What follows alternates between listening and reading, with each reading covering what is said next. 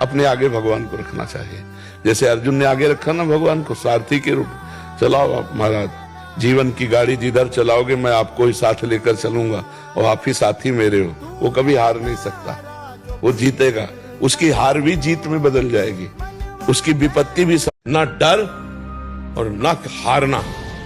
जैसे हमारे की यार यहाँ भूख से हार रहे हैं, नहीं, भोजन मिलने पर भी नहीं खाएंगे, 8-8 दिन नहीं भोजन किया, हारना नहीं सीखा। हम 8 दिन भोजन न मिले तो भी हमारे भजन में कोई फर्क नहीं पड़ेगा। हारना और भयभीत मन मत भटकाओ, जो तुम्हें नाम प्रिय लगे या जो गुरुदेव ने गुरु नाम दिया है उसको खूब जपो, उसी से मंगल हो जाएगा।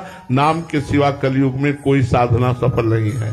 हर युग का अपना अपना प्रधान साधन पक्ष था। सतयुग में ध्यान के द्वारा भगवान की प्राप्ति होती थी। आत्मविश्वास और अहंकार में अंतर है। अहंकार मूढ़ता लाता है और आत्मविश्वास ज्ञान प्रकाशित करता है। जो एक सांसारिक बौद्धिक स्तर का जो अहंकार आता है वो पतन का कार्य होता है। एक भागवतिक स्तर का जो अहंकार है वो पवित्र होता है, भगवान का बल प्रदान कर। जैसे रोज भगवान शंकर का जलाभिषेक करो और बिल्व पत्र चढ़ाओ, और जो उनको प्रसन्नता प्राप्त करने वाले आचरण है वो आचरण करो। शास्त्र सम्मत, शास्त्र विरुद्ध आचरण पसंद नहीं है।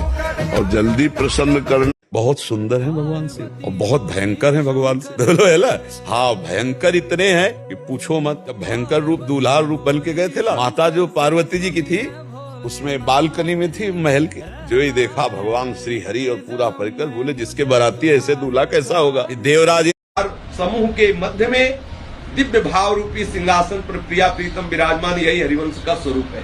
ज्ञानियों की यही आत्मा है और प्रेमियों के यही प्रेमी भगवत स्वरूप है, और योगियों के ये परमात्मा है, जिसे ज्ञानी आत्म स्वरूप कहकर पुकारते हैं। मैं अपने इष्ट का दास हूं, हृदय से ठसक बनी रहना।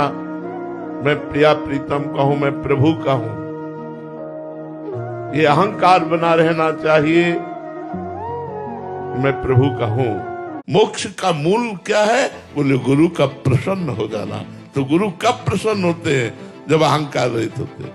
एक बार समर्थ गुरु श्री स्वामी रामदास जी महाराज जी की सेवा में जो शिष्य रहते थे, एक शिष्य से बहुत प्रेम करते थे, तो और शिष्यों को ईर्ष्या हुई। तो अरे जी, आपने कहा कि अपने कर्म भोगने पड़ेंगे, हमसे गलतियां हो गई इसी जन्म में, अभी कैसे मतलब भोगने ना पड़े, ऐसा कोई विधान है? हाँ, देखो, अगर हमारा सुप्रीम कोर्ट फांसी निश्चित कर दे, एक रास्ता है,